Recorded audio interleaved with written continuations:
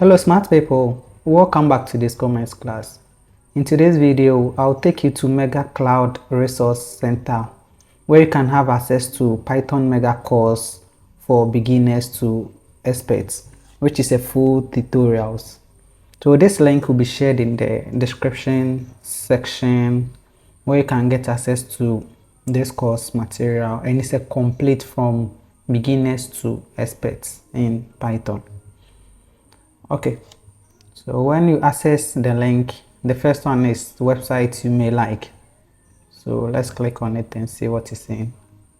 Okay, so these are files where you click it, you see the websites which you may like. Okay, and getting started with Python. Okay, so we are going to see videos, tutorials where you can take the course or you can take this lesson, which is very important. So even when you put the mouse on it, the mouse pointer, you see the topic name or the video name which you'll be watching, and here is how to install Python on Windows.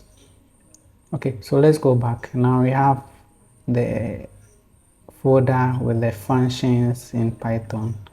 Okay, so we have what is function, we have calling a function, we have function argument, we have the function module.